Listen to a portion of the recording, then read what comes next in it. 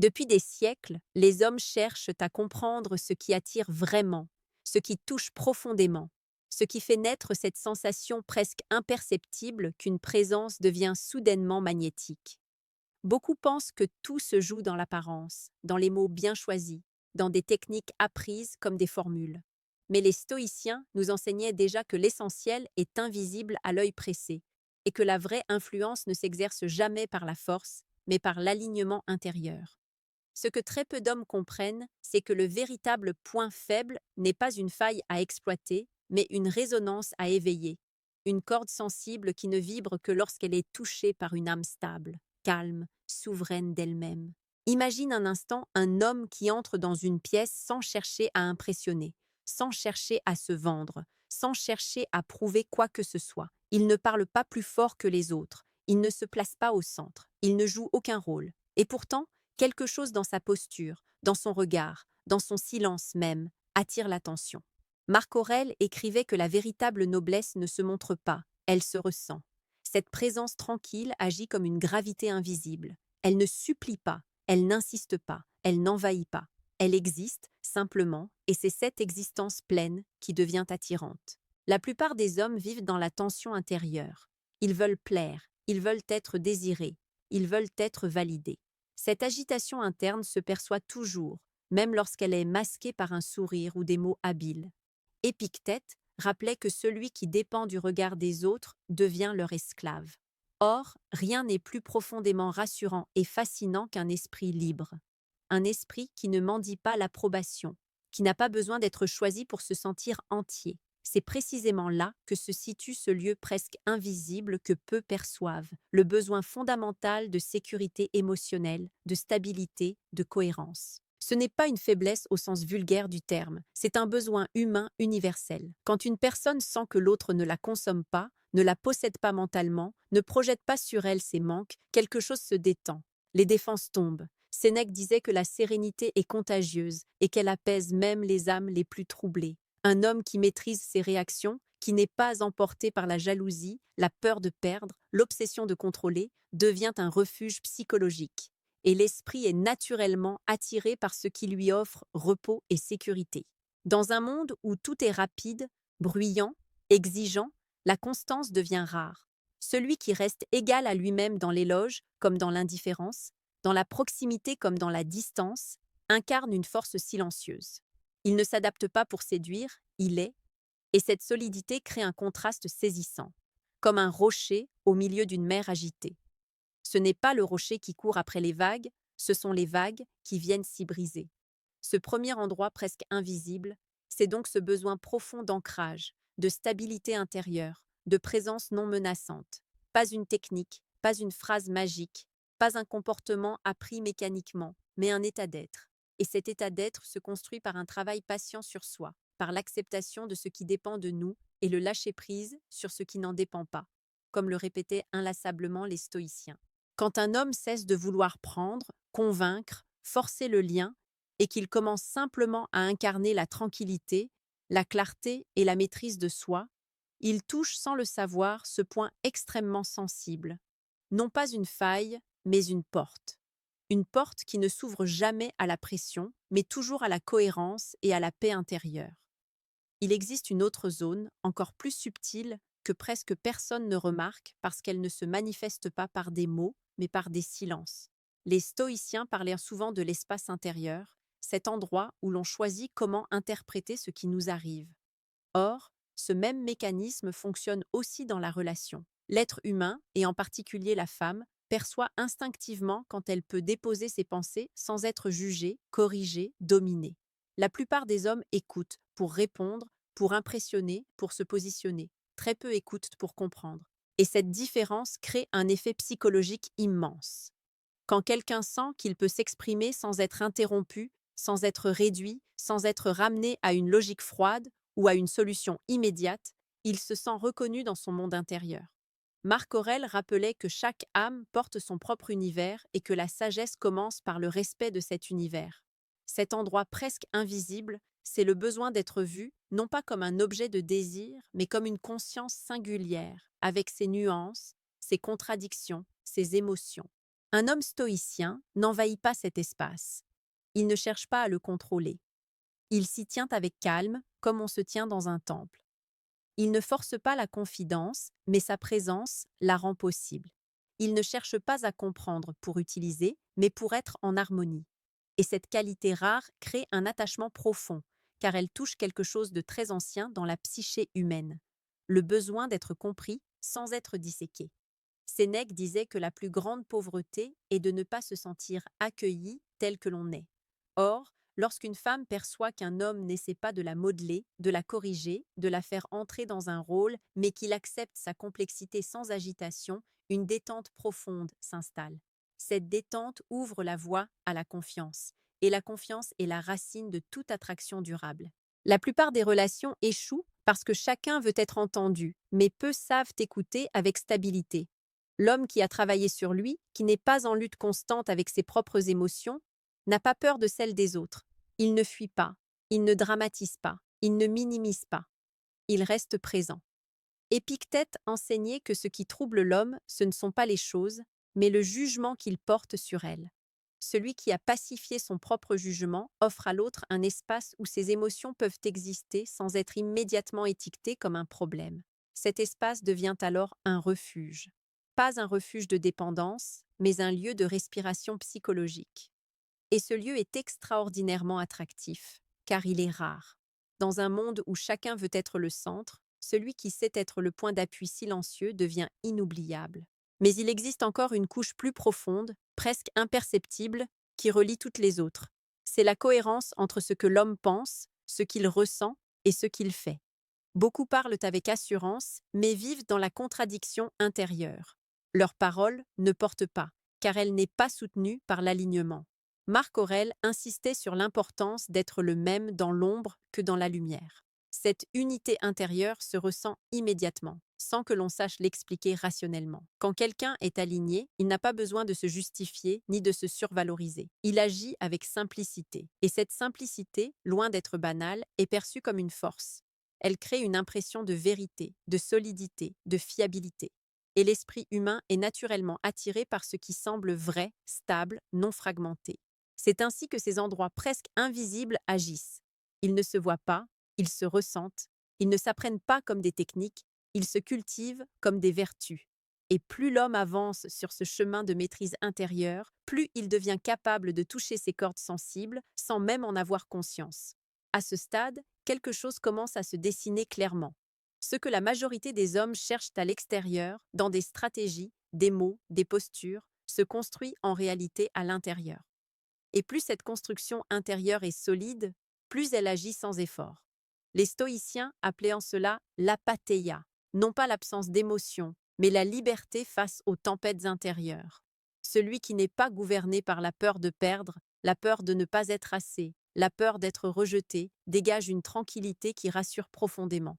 Il existe un besoin fondamental, presque archaïque, dans la psyché humaine. Sentir que l'autre ne va pas s'effondrer émotionnellement au moindre déséquilibre. Beaucoup d'hommes, même sur deux en apparence, sont intérieurement instables. Ils oscillent entre l'excès d'attachement et le retrait brutal, entre la surinvestigation et la froideur, entre l'idéalisation et la déception. Cette incohérence crée une insécurité diffuse. À l'inverse, l'homme qui reste constant, qui ne change pas de valeur selon la situation, devient un repère. Épictète enseignait que la vraie force consiste à vouloir que les choses arrivent comme elles arrivent, et non comme nous voudrions qu'elles arrivent. Appliqué à la relation, cela signifie ne pas chercher à plier l'autre à ses attentes, mais accueillir ce qui est, avec lucidité et dignité. Cette attitude enlève toute pression invisible. Elle fait naître un climat où l'autre n'a pas besoin de se justifier d'exister comme il est.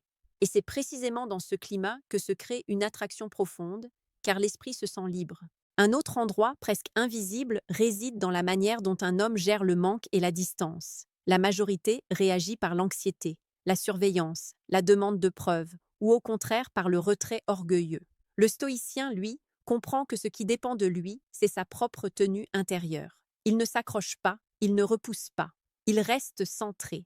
Sénèque disait que celui qui se suffit à lui-même ne dépend pas des caprices de la fortune. Cette autosuffisance émotionnelle crée une dynamique très particulière. Elle enlève toute lourdeur à la relation. Quand une femme perçoit qu'un homme ne la charge pas de combler ses vides intérieurs, qu'il ne fait pas d'elle la source de sa valeur ou de sa paix, elle se sent paradoxalement plus proche, car elle n'est plus une béquille, mais une compagne. Elle n'est plus un remède à un manque, mais un partage. Et cette différence change tout. Ce n'est plus une tension, c'est une rencontre. Il y a aussi cette capacité rare à rester calme face à l'imprévu, à l'émotion forte, au conflit potentiel. La plupart réagissent, se défendent, attaquent ou se ferment. L'homme qui a intégré la discipline stoïcienne observe d'abord ce qui se passe en lui. Il choisit ses mots. Il ne se laisse pas emporter par l'orgueil blessé. Marc Aurèle rappelait que la meilleure vengeance est de ne pas ressembler à celui qui nous offense. Dans la relation, cela se traduit par une maturité émotionnelle qui impressionne sans jamais chercher à impressionner. Cette maturité touche un point très sensible, le besoin de sentir que l'autre est capable de contenir la tempête sans devenir lui-même la tempête. C'est une forme de protection psychologique. Non pas une protection possessive, mais une stabilité qui dit silencieusement « Quoi qu'il arrive, je reste maître de moi ». Et cette maîtrise crée un sentiment de sécurité que peu savent offrir. À mesure que ces qualités s'installent, l'homme devient presque un miroir apaisant. L'autre se voit à travers lui sans se sentir jugé, sans se sentir diminué, sans se sentir instrumentalisé.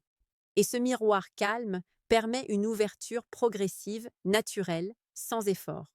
C'est là que l'on comprend que les endroits presque invisibles ne sont pas des failles à exploiter, mais des besoins fondamentaux à honorer. Stabilité, présence, écoute, cohérence, liberté intérieure. Celui qui incarne ces vertus sans les afficher touche quelque chose de très profond dans l'âme humaine. Et ce chemin ne consiste pas à jouer un rôle, il consiste à devenir réellement cet homme-là, à travailler chaque jour sur ses réactions, ses attachements, ses peurs, à se rappeler, comme le disait Sénèque, que la vraie puissance est de se gouverner soi-même avant de vouloir influencer le monde. Plus on avance dans cette compréhension, plus une vérité devient évidente. L'attraction la plus profonde ne naît pas de ce que l'on fait pour l'autre, mais de ce que l'on est en soi. Et ce que l'on est se manifeste dans les détails les plus subtils, dans des micro-réactions, dans une manière de regarder, de se taire, de ne pas se précipiter. Les stoïciens parlaient de l'hégémonie con, cette partie souveraine de l'âme qui gouverne nos jugements et nos impulsions. Quand cette partie est stable, tout le reste s'ordonne naturellement. Il existe un endroit presque invisible qui touche directement cette souveraineté intérieure, la capacité à ne pas se sentir menacé par l'autonomie de l'autre. Beaucoup d'hommes, même sans s'en rendre compte, vivent l'indépendance comme un danger. Ils veulent être nécessaires, indispensables, irremplaçables. Derrière cela se cache souvent la peur d'être abandonné, de ne pas suffire. Cette peur crée des comportements de contrôle, de jalousie, de comparaison. Or, rien n'éteint plus vite l'admiration qu'un besoin déguisé en autorité. À l'inverse, l'homme qui se sent complet n'a pas besoin d'enfermer. Il ne confond pas amour et possession, proximité et fusion, intérêt et dépendance. Épictète enseignait que la liberté commence là où cesse le désir de contrôler ce qui ne dépend pas de nous. Quand cette liberté est réellement intégrée, elle se ressent immédiatement. Elle crée un climat où l'autre respire, où il n'y a pas de pression invisible, pas de dette émotionnelle, pas d'obligation implicite. Cette liberté est profondément attirante parce qu'elle honore la dignité de l'autre. Elle dit sans mots « Tu es libre de rester, libre de partir, libre d'être toi-même ». Et paradoxalement, c'est cette absence de contrainte qui donne envie de rester. Sénèque écrivait que l'on ne retient vraiment que ce que l'on ne cherche pas à retenir. Ce principe, appliqué à la relation, révèle une puissance silencieuse. Un autre point extrêmement sensible se situe dans la manière dont un homme gère son propre désir. Beaucoup sont dominés par lui. Ils deviennent impatients, insistants, focalisés sur le résultat. Leur énergie intérieure se contracte autour d'un objectif. Cette contraction est perceptible, même lorsqu'elle est masquée par de la politesse ou de l'humour. Le stoïcien, lui, observe son désir sans en être l'esclave. Il le reconnaît, mais il ne s'y identifie pas entièrement. Il garde cette distance intérieure qui lui permet de rester maître de ses actes. Marc Aurèle rappelait que l'homme digne ne se laisse pas emporter par ses pulsions, mais les gouverne comme un bon cavalier gouverne son cheval.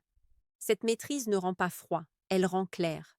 Et cette clarté se traduit par une énergie calme, non pressante, non avide. Une énergie qui ne cherche pas à prendre, mais qui est ouverte au partage. Cette attitude touche un autre besoin fondamental, se sentir désiré sans se sentir consommé, se sentir apprécié sans être réduite à un objet de satisfaction. Quand le regard d'un homme contient du respect, de la retenue, de la profondeur, il crée une qualité de présence qui va bien au-delà de l'attirance superficielle. Il y a alors une dimension presque spirituelle dans l'échange, une impression d'être reconnu dans sa valeur, pas seulement dans son apparence. Il y a aussi cette manière de ne pas se définir uniquement par la relation. L'homme qui a une direction, des principes, une vie intérieure riche, n'utilise pas l'autre pour combler un vide existentiel. Il marche à côté, non derrière, non au-dessus. Et cette posture d'égalité silencieuse est extrêmement puissante. Elle crée un respect mutuel qui nourrit l'admiration.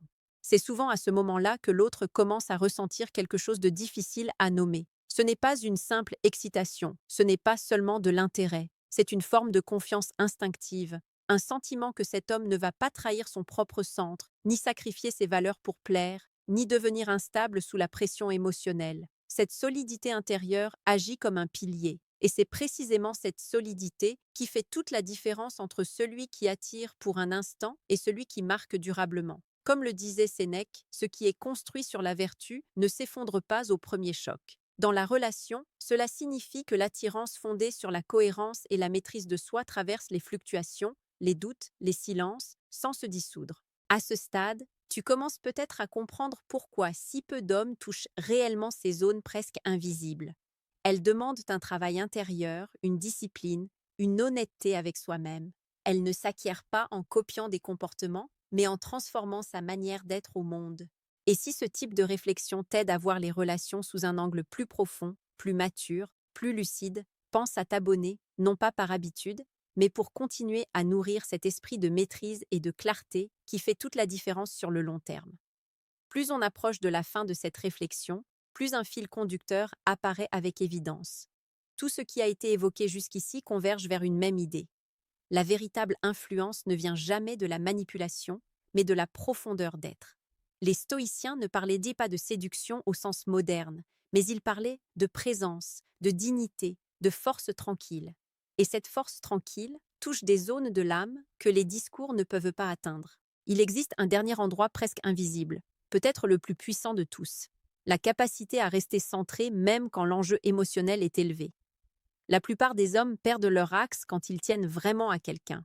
Ils deviennent soit trop prudents, soit trop intenses, soit trop dépendants du résultat.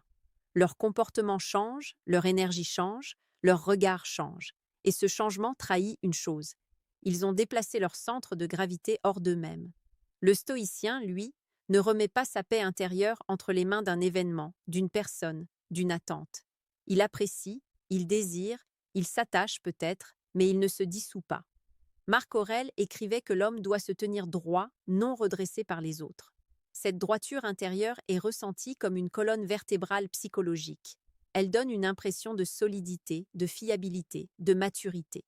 Quand une femme perçoit qu'un homme reste lui-même, qu'il ne se transforme pas pour plaire, qu'il ne se renie pas pour retenir, qu'il ne se durcit pas par peur de souffrir, quelque chose de très profond s'active. Ce n'est pas une excitation passagère, c'est un sentiment de sécurité mêlé d'admiration. Elle sent qu'elle est face à quelqu'un qui ne joue pas, qui ne compense pas, qui ne se cache pas derrière un masque. Épictète rappelait que ce n'est pas ce qui arrive qui compte, mais la manière dont nous y répondons. Dans la relation, cette capacité à répondre plutôt qu'à réagir crée une aura particulière, une aura de calme, de contrôle, de sagesse pratique. L'homme devient alors un espace stable dans lequel l'autre peut se mouvoir sans crainte d'explosion émotionnelle, de revirements brusques, de contradictions internes. C'est souvent à ce niveau que se joue la différence entre une attirance superficielle et une connexion qui laisse une empreinte durable. La superficialité se nourrit de tensions, de manques, de jeux d'ego. La profondeur, elle, se nourrit de cohérence, de calme, de respect mutuel. Sénèque disait que ce qui est précieux est toujours simple, mais jamais facile à atteindre. Cette simplicité intérieure, cette unité, cette paix sont précisément ce qui rend un homme rare. Il ne s'agit donc pas de chercher des points faibles, comme on chercherait des failles dans une armure. Il s'agit de devenir quelqu'un devant qui l'armure peut tomber. Quelqu'un dont la présence n'active pas les mécanismes de défense, mais les mécanismes de confiance. Quelqu'un qui n'envahit pas, qui ne presse pas, qui ne réclame pas, mais qui se tient là, solide, clair, stable. C'est ce que très peu comprennent. Ils cherchent à déclencher des réactions, alors que la vraie puissance consiste à créer un état de sécurité, de respect, de liberté intérieure. Et cet état agit bien plus profondément que n'importe quelle stratégie. Petite parenthèse les amis, j'ai créé un manuel complet sur la séduction stoïque. Il t'apprend comment parler avec maîtrise pour créer une vraie attraction. Le lien est en première ligne de la description. Cette pub sera une seule fois dans toute la vidéo et surtout à presque à la fin de la vidéo. On continue. Ce chemin, au fond, n'est pas un chemin vers l'autre, mais un chemin vers soi. Plus tu deviens maître de tes pensées, de tes émotions, de tes réactions, plus ta présence devient naturellement magnétique. Non pas parce que tu cherches à l'être, mais parce que tu incarnes quelque chose de rare dans un monde agité, la stabilité. Et c'est peut-être là la leçon la plus stoïcienne de toutes. Tu n'as pas besoin de courir après l'attention, après la validation, après le désir. Tu as besoin de cultiver ta paix intérieure, ta cohérence, ta dignité. Le reste, lorsqu'il doit venir, vient de lui-même. Car comme le rappelait Marc Aurèle, tout ce qui est en harmonie avec la nature des choses se fait sans effort excessif. Et l'attraction la plus profonde naît toujours de l'harmonie intérieure. Alors, tout peut se refermer avec clarté. Ce que peu d'hommes comprennent, ce n'est pas où appuyer, mais comment être. Ils cherchent des leviers, des failles, des points faibles, alors que la vraie profondeur humaine ne fonctionne pas comme une mécanique, mais comme une résonance. On ne conquiert pas une âme, on entre en harmonie avec elle. Et l'harmonie ne se force jamais. Le stoïcien ne se demande pas comment provoquer une émotion, il se demande comment devenir digne de confiance, comment rester stable dans l'instable, comment demeurer maître de lui quand tout pousse à la réaction. C'est cette maîtrise qui crée une attraction silencieuse, non pas celle qui enflamme brutalement, mais celle qui rassure, qui apaise, qui intrigue, qui donne envie de rester. Marc Aurèle disait que l'homme véritablement fort est celui qui ne se disperse pas, qui ne se vend pas, qui ne se trahit pas. Il marche droit, calme, centré. Et cette droiture se perçoit sans qu'il ait besoin de la proclamer. Elle se voit dans sa façon de parler sans presser, d'écouter sans juger, de désirer sans posséder, d'être présent sans envahir. Épictète rappelait que la liberté est le plus grand des charmes, parce qu'elle montre que l'on ne cherche pas à prendre, mais à partager. Sénèque ajoutait que la paix intérieure est la plus grande des beautés, car elle ne dépend d'aucune mode, d'aucune circonstance, d'aucun regard extérieur. Ce sont ces qualités-là qui touchent les endroits presque invisibles. Le besoin de sécurité émotionnelle, le besoin de cohérence, le besoin de respect, le besoin de liberté, le besoin de sentir que l'autre est solide, stable, digne de confiance, non pas par ce qu'il promet, mais par ce qu'il est. Et au fond, la conclusion est simple, presque dérangeante par sa simplicité. Tu n'as pas à chercher le point faible de qui que ce soit, tu as à renforcer ton propre centre. Plus ton esprit est calme, plus ton cœur est discipliné, plus tes valeurs sont claires, plus ta présence devient naturellement attirante. Non parce que tu appliques une méthode, mais parce que tu incarnes une force tranquille dans un monde nerveux. Et cette force, comme le savaient déjà les stoïciens il y a 2000 ans, ne séduit pas en faisant du bruit. Elle agit en silence.